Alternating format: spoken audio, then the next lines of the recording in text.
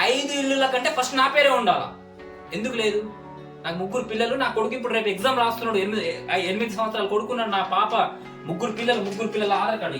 మీకు ఇంకా వివరంగా చెప్పాలంటే మీకు ఇలా కూడా చెప్పాలేమో. ఇగో నా పెద్ద కొడుకు Tulsiram Aadhaar card, birth certificate కూడా ఉన్నాయి కదా. ఇగో నవ్యశ్రీ అని నా పాప ఆధార్ కార్డు, నా చిన్న కొడుకు అభిరామ్, 3 ఆధార్ కార్డులు, 3 పిల్లలు. నా భార్య పేరు కూడా చెప్పినట్టున్నా. ఇక బానో పెన్నెల. ఇక నేను ఐదుగురం హైదరాబాద్లో జీవించాలంటే నాకు శాలరీ ఎంత ఉండాలి, నా పరిస్థితి ఏంది?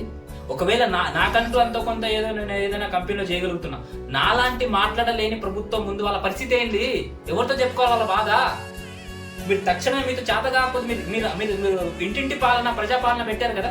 అఫిడవిట్ లో నేను ఆ రోజే మీకు మొత్తుకొని, ఆ రోజు ఫస్ట్ రోజు మీరు ప్రమాణ స్వీకారం చేసిన మరుసటి రోజే నేను అప్లికేషన్ ఇచ్చా, నాకు ఫస్ట్ రావాలని చెప్పి. నా పేరు ఫస్ట్ ఉండే, ఎవరు కొట్టించారు? ఎంపీడీఓ ఆఫీస్కి వెళ్తే ఎంపీడీఓ మేడం అంటుంది నేను రీసెంట్ గా జాయిన్ అయ్యాను, నాకు తెలియస్తారనుకున్నాను. సరే, ఆమె మీద ఒత్తిడి నేను చేయదలుచుకోలేదు.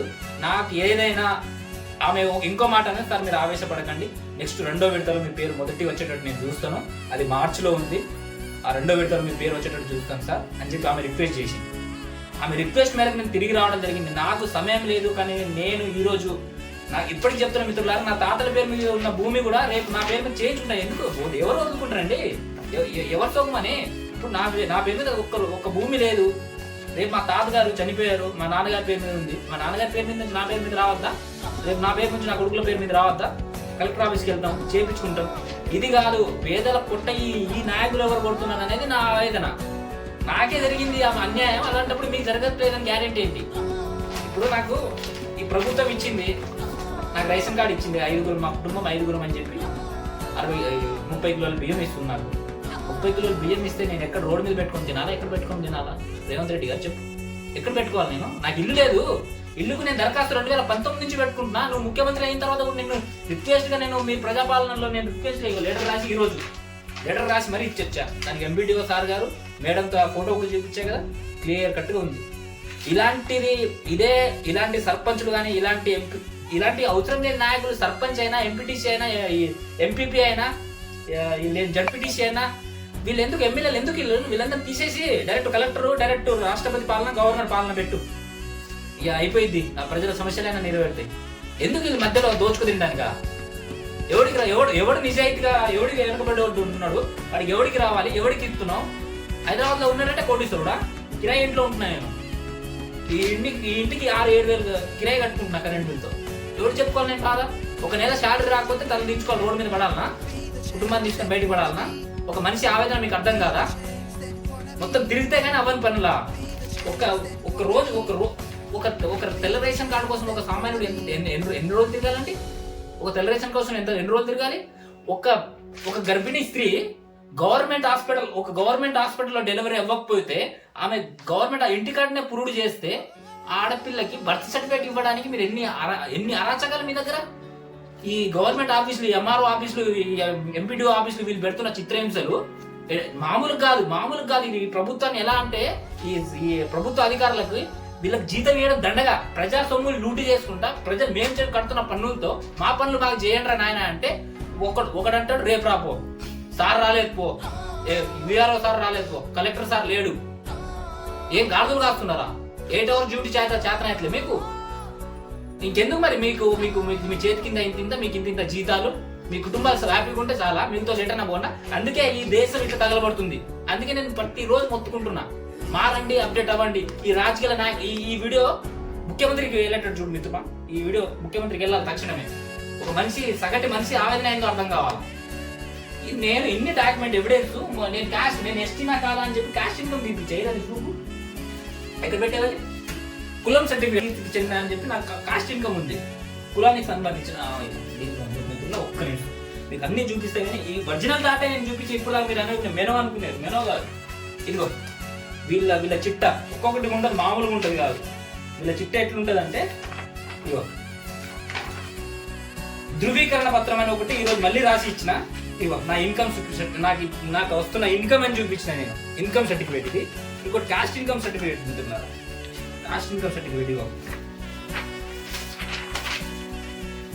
ఇదిగో క్యాష్ ఇన్కమ్, నేను లంబడి కులానికి చెందినవాడిని, గిరిజన ఎస్టీ అని చెప్పి నేను నాకు ఒరిజినల్ నాకు పాని ఇది ఒరిజినల్ చూపిస్తున్నా. ఇది నేను జిరాక్స్ కాదు మిత్రం. ఇంకా ఇలా చెప్పుకుంటూ పోతే నాకు అన్నీ ఉండగా నాకు అన్ని ఆధారాలు ఉన్నాయి. నాకు ఇగో మొన్నటి దాకా 10 సంవత్సరాలు పాలించిన ప్రభుత్వం అలా అంటది, ఇప్పుడు వచ్చిన ముఖ్యమంత్రి ఏమో ఇలా మాట్లాడతారు. ఇప్పుడు నా కొడుకు రేపు ఎగ్జామ్, నాకు 8 సంవత్సరాల కొడుకు, 3 పిల్లలు, ఇంకా నాకు పెళ్లి కాని వయసులాగానే కనిపిస్తున్నా కానీ నా పరిస్థితి, నా బాధ ఎవరితో చెప్పుకోవాలి? ఇప్పుడు చూడ్డానికి పోరాడే పెళ్ళే కాలేదంటారు కొంతమంది. మీకు ఎలా చెప్పాలి నాకు అర్థం కావట్లేదు. నా కొడుకు నాన్నతున్నాడు రా స్వామి, మీరు నమ్మినా నమ్మకపోయినా నా కొడుకు నాన్నతో ఉన్నాడు, ఎవిడెన్స్ చూపించా కదా, ఇంకేం కావాలా? తక్షణమే నేను ఇప్పుడైతే ఊరుకునేది లేదు. నాకు వచ్చిన ఇల్లుని ఎవరికి అమ్ముడు పోయారు, ఎవరికి అమ్మారు, ఎవరు ఎంత ఇచ్చారు, ఎవరు నాకు ఫోన్ చేసి లేదా మీరు ఎంపీడీ ఆఫీస్లో చెప్తారా ఏంటి, లేదా ఈ మార్చ్ కల్లా నాకు ఇల్లు వచ్చేటట్టు మీరు చేస్తారా, మీతో అవ్వదా, నేను డైరెక్ట్ ముఖ్యమంత్రి గారిని కలవాలన్నా, నాకు ఇదే కావాలి ఆప్షన్. ఇంతకు మించి నేను డైరెక్ట్గా నేను ఎమ్మెల్యే గారిని కూడా కలవడానికి ట్రై చేస్తాం. అది అవ్వకపోతే మాత్రం ప్రజాపాలన మంత్రులు కలుస్తాం, మాకు డైరెక్ట్ ముఖ్యమంత్రికి వెళ్ళే ఈ పత్రాన్ని వెండి పత్రాన్ని నేను అందజేస్తాను. ఓకే, ఇలా ఉంది నా పరిస్థితి. ఇంకా ప్రజల పరిస్థితి ఎలా ఉంది? రోజు మీకు అప్పుడప్పుడు న్యూస్ పేపర్లో ఒక్కొక్కరు బాధ వివాదాలు మీకు చెప్తూ ఉంటాం కదా. నా పరిస్థితి ఎలా ఉందంటే చాలా మంది పరిస్థితులు ఎలా ఉంది. మరి మీరు 2047 అనే విజన్ ఎలా చెప్పుకుంటున్నారు? అది కరెక్ట్ కాదు కదా. ఒక సగటు మనిషి, నేను ఇంత తెలిసినోని, నాకే ఇలా ఇంత చదువుకుని నాకే ఇలాంటి బాధలు ఉంటే ఇంకా సగటు మనిషిని వీళ్ళు ఎలా రక్తం పిండుతున్నారు? మీరు మనం ఏదో బాబాసాహెబ్ అంబేద్కర్ ఇచ్చిన అదే ఓటు కోసం మన దగ్గరికి వస్తున్నారు తప్ప, అది కూడా మన దగ్గర లేకపోతే వీళ్ళు మనకి ఇప్పుడు రాజన్న సినిమా ఉంటాయి కదా, పెద్దంతారులు దొరలు, వశీరాములమ్మ సినిమా చూసారా? అలాంటి సినిమాల కంటే దారుణంగా చూస్తారు ఈ నాయకులు, ఇప్పుడున్న నాయకులు. కానీ ఇప్పుడున్న ఊర్లలో ఒక్కొక్క రాజకీయ నాయకులు అట్లా ఉన్నారు, ఒక తయారయ్యారు. తక్షణమే దీని మీద మీరు నాకు న్యాయం చేసేటట్టు లేదు కాదు కూడదు, దాని మీద నేనైతే ప్రభుత్వానికి ఈ వినతి పత్రాన్ని అయితే తక్షణమే నేను అమలు చేస్తున్నా. నాకు ఎంపీడీఓ గారని ఎంఆర్ఓ గారైనా నాకు తక్షణమే, గ్రామ సర్పంచ్ మొన్న గెలిచిన రీసెంట్ సర్పంచ్ ఎవరైనా కావచ్చు, తక్షణమే నాకు సమాధానం చెప్పి నాకు ఇల్లు వచ్చేటట్టే కాదు, నాకు జరిగిన అన్యాయం మరి ఇంకోవరికి జరిగిన నేను ఊరుకోను. నేను పేదల పట్లనే ఉంటా, పేదల కోసమే ఉంటా. మీరు ఎన్ని కుట్రలు చేసినా నన్ను ఏం చేయలేవు, నేనేం చేసుకునైనా బతకగలుగుతా. కానీ నాకు ఇల్లు వచ్చిన దాన్ని మీరు ఇంకోళ్ళకి ఇచ్చారు చూడు, ఇది మీ జాతకం, ఇది మీ నీతి, మీ రాజకీయం, మీరు చేస్తున్న అరాచకం ఇది. అందుకే ఈరోజు నేను డైరెక్ట్ వెళ్ళి మొత్తం కనుక్కున్నా, మీ వివరాలు మొత్తం జాతకం ఎవడేంది ఏందని మొత్తం కనుక్కొని వచ్చిన. నాకు ఇంకా ఆఫీస్ టైం అయిపోతుందని వచ్చేసినా కానీ ఒక్కొక్కరు బట్టలు కూడా తీసే పని చేసేటప్పుడు కాదు. మీరు ఏం చేశారు ఏంటి ఒక్కొక్కరు జాతకం ఒక్కొక్కటి ఒక్కొక్క రోజు చెప్తా, ఒక్కొక్క విధంగా ఉంటుంది చూడు చెప్తే. ఇలాంటి పరిస్థితిలో నాకు పెళ్ళై 3 పిల్లలు, నా పిల్లలే నాకు క్వశ్చన్ చేసే పరిస్థితిలో నాకు సొంతంగా ఇల్లు లేదంటే నేను ఎవరు చెప్పుకోవాలండి? మా తాతగారి పేరు మీద ఉంది 3 ఎకరాల భూమి, మా అయ్యగారి పేరు మీద ఉంది 10 గుంటల భూమి, మా అమ్మగారి పేరు మీద 2 ఎకరాల భూమి ఉంది, మొత్తం కలిపి 7 ఎకరాలు అనుకుందాం. అదంతా లావణి పట్ట అంటే దాని మీద గవర్నమెంట్ సగం అపాయింట్మెంట్ ఉంటుంది, సగం అవటం మాది ఉంటుంది. ఏదైనా గవర్నమెంట్ ల్యాండ్ అక్కడ గవర్నమెంట్ ఏదైనా పెట్టాలనుకున్నా దాని మీద ప్రభుత్వం మేము ఈ ఎకరానికి 10 లక్షలు ఇస్తాం, అంత మేము చేయలేమంటే మేము చేయడానికి ఏముండదు అక్కడ. ఎందుకంటే దాని మీద కొద్దిగా దాని మీద పర్సెంటేజ్ ప్రభుత్వానికి కూడా ఉంది కాబట్టి అలాంటి భూమి ఉంది. అలాంటి భూమి నా పేరు, అది కూడా ఏంది ఇందిరాగాంధీ దయ వల్ల వచ్చిన భూమి. అది వీళ్ళు ఏదో పెద్ద లేదు, అది దున్నుకున్నదే భూమి అని చెప్పి ఇచ్చిన మా తల్లి. ఇప్పుడు వచ్చిన తెలంగాణ ఈ మహాతల్లి ఇచ్చిన తెలంగాణ, మన ఇదే సోనియా గాంధీ దయతో ఇచ్చిన తెలంగాణలో ఇంటింటికి ఉద్యోగాలు, బతుకులు మారుతాయి, మన భవిష్యత్తులు మారుతాయి. అదే భవిష్యత్తులు మారుతాయి అని చెప్పేస్తే నేను గురుకుల ఏపీటీడబ్ల్యూఆర్ ఎస్పీఎల్ లీడర్ ఉన్న నేను రోడ్డు మీదకి వచ్చి రాస్తారోకోలు చేసి ధర్నాలు చేసి విచ్చలవిడిగా ప్రజల్ని మా యువకుల్ని, నా స్టూడెంట్ని చెడగొట్టి చదువుకుంటే మనకు ఉద్యోగాలు రాని పరిస్థితుల్లో మనం ఇలాంటి మూవ్మెంట్లో మనం రాస్తారోకోలు, ర్యాలీలు, ధర్నాలు చేస్తే కానీ మన రాష్ట్రం ఏర్పడిన పరిస్థితిలో 42 రోజులు సకల జనాల్లో నేను కూడా పాల్గొన్నాను మిత్రులారా. ఇది రికార్డ్. ఎప్పుడు మొదలైందో కూడా చెప్తా. 2012, 2013లో సకల జనుల సమ్మె జరిగింది.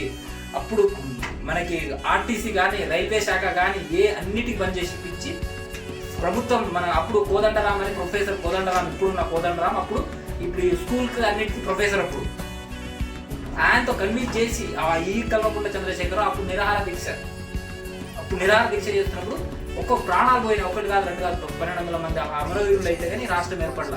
అలాంటి మన రాష్ట్రంలో ఇంత మిగులు జలాల రాష్ట్రంలో ఇంత అంత అభివృద్ధి దేశం కంటే ముందు ఉన్న మన రాష్ట్రం అంత టెక్నికల్ విషయంలో అంత అభివృద్ధి వైపు దూసుకెళ్తుంటే వీళ్ళు గ్రామీణ ప్రాంతంలో చేస్తున్న నాయకుల పరిస్థితి ఇలా ఉంది. మిత్రులారా, ఇక నుంచైనా మీరు నాదే పరిస్థితి ఎలా ఉందంటే మీ పరిస్థితి ఎలా ఉందో తెలుసుకోండి. మీకు ఏ బాధ వచ్చినా ఏ కష్టం వచ్చినా కానీ మీరు షేర్ చేసుకోండి ఇతరులతో. అవ్వకపోతే నాకు కాంటాక్ట్ అవ్వండి మిత్రులారా. నాకు యూట్యూబ్ ఛానల్ ఉంది, దాంట్లో కాంటాక్ట్ అవ్వండి. ఎవరిది ఏందనేది వాళ్ళ చిట్ట నేను బయట పెడతాను. ఓకే, థ్యాంక్ యూ మిత్రులారా.